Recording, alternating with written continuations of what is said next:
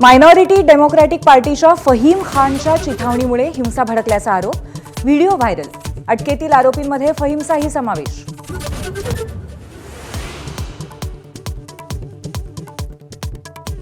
Nagpur राड्याशी minorities डेमोक्रॅटिकचा संबंध असल्याचा पक्षाकडनं इन्कार. औरंगजेब समर्थनाच्या घोषणा दिल्याचा आरोप पक्षाध्यक्षांनी फेटाळला. औरंगजेबाने अनेक चांगली कामं केल्याचाही दावा.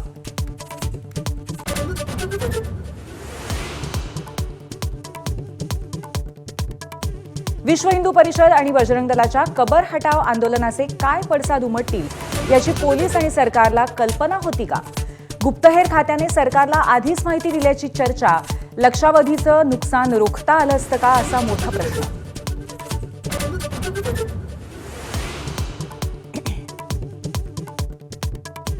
दिशा सालियनवर सामूहिक बलात्कार करून हत्या. मृत्यूच्या 5 वर्षांनंतर दिशाच्या वडिलांचा याचिका करत दावा. आदित्य ठाकरेंसह मुंबई पोलिसांवरही गंभीर आरोप.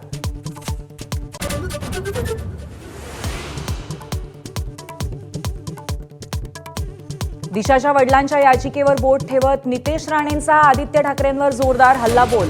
तर हे षडयंत्र असल्याचा किशोरी पेडणेकरांचा पलटवार.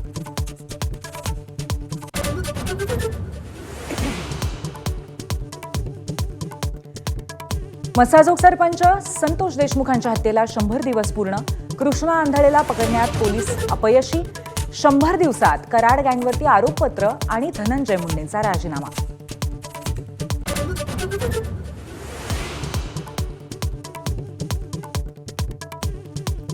लाडक्या बहिणींचा अनेक योजनांच्या निधीवर संक्रांत.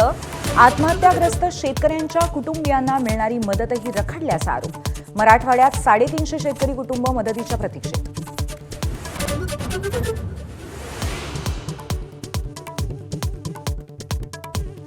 महाविकास आघाडीचं शिष्टमंडळ आज राज्यपाल CP राधाकृष्णन यांना भेटणार. विधान परिषद सभापतींचा पक्षपातीपणा आणि नागपूर हिंसाचारावरती मागणार दाद. आज सभागृहात काळ्या फिती लावून कामकाज.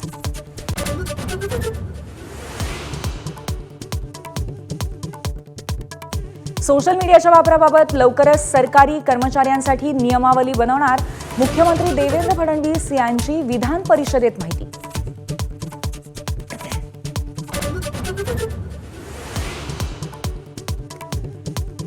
आमदार महेंद्र थोरवेंच्या मध्यस्थीनंतर माथेरान वासियांचा बेमुदत संप मागे. पर्यटकांची फसवणूक थांबवण्यासाठी दस्तुरी नाक्यावरती पर्यटन सुविधा केंद्र आणि CCTV निगराणीच्या आश्वासनावर तडजोड.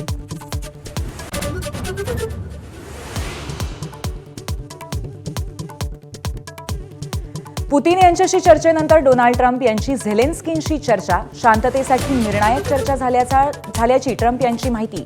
तर युद्धविरामासाठी झेलेन्स्कीही सकारात्मक.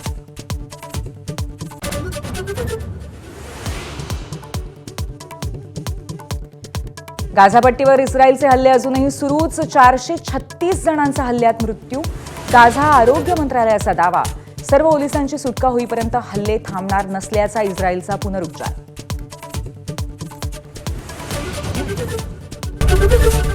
ABP माझा, उघडा डोळे बघा नीट.